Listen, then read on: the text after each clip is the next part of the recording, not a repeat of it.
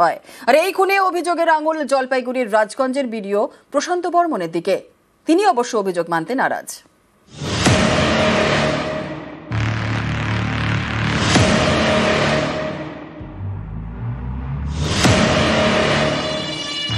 বৃহস্পতিবার নিউ টাউনের যাত্রাগাছিতে ক্ষতবিক্ষত দেহ উদ্ধার।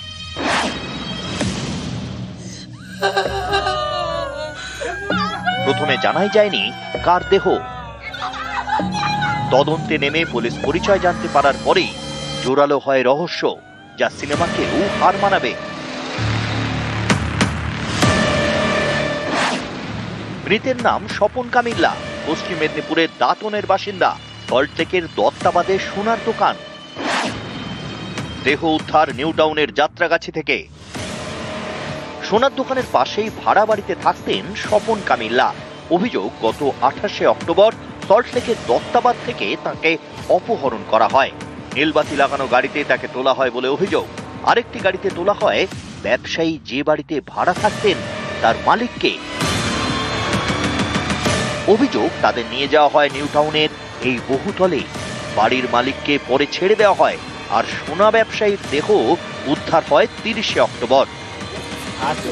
অভিযোগ, জলপাইগুড়ির রাজগঞ্জের বিডিওই ব্যবসায়ী ও বাড়িওয়ালাকে তুলে নিয়ে যান। এর একদিন পরেই ব্যবসায়ীর দেহ উদ্ধার। ওনাকে তুলে নিল, ওনার ঘরে কে নিয়ে গেল? এটা ভিডিও অফিসার, সঙ্গে আরো 4-5 জন ছিল। আমাকে একটা গাড়িতে তুললো, তুলে নিয়ে গিয়ে আমাকে ছেড়ে দিয়েছে বাইরে থেকে, নিউ টাউন। তারপরে ওনার লাশটা পাওয়া গেছে শুনলাম। জলপাইগুড়ির রাজগঞ্জের ভিডিও, তার বিরুদ্ধে কেন সল্টলেকে এসে সোনার ব্যবসায়ীকে তুলে নিয়ে যাওয়ার অভিযোগ? এর পরতে পরতে রহস্য। অভিযোগ, ভিডিওর বাড়ি থেকে নাকি সোনা চুরি হয়। সেই চুরির সোনা নাকি এসেছে স্বপন কামিল্লার হাতে। তাই নাকি তাকে সোনার দোকান থেকে তুলে নিয়ে যান ভিডিও। সোনাওয়ালা 2 নম্বরই মাল নিয়ে নিয়েছে, যে ও বুঝতে পারেনি যে উনি ভিডিও অফিসার, বড় অফিসারের নিয়েছে।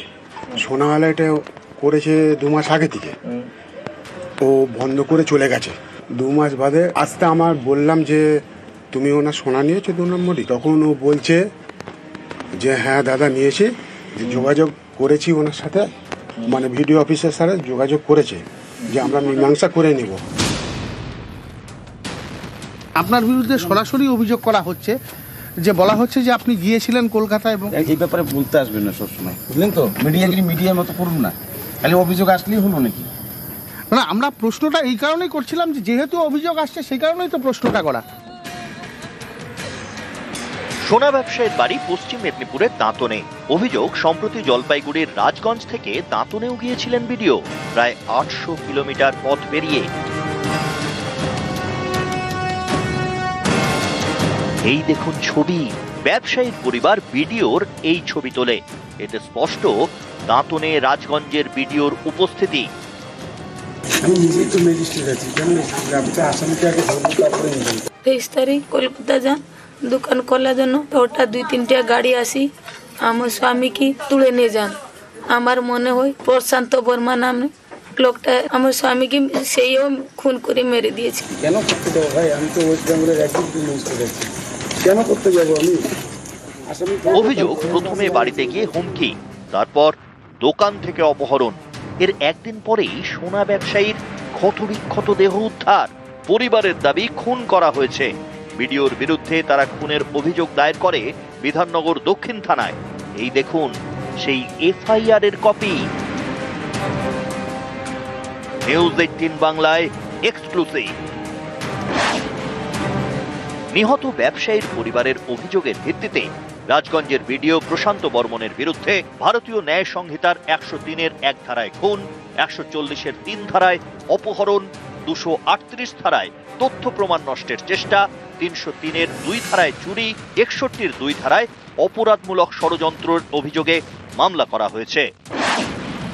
ময়নাতদন্তের প্রাথমিক রিপোর্টে স্পষ্ট, সোনা ব্যবসায়ীকে পিটিয়ে খুন করা হয়েছে।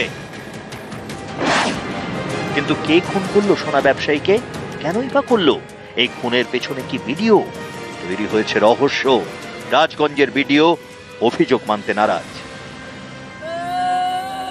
নিউজ 18 বাংলা।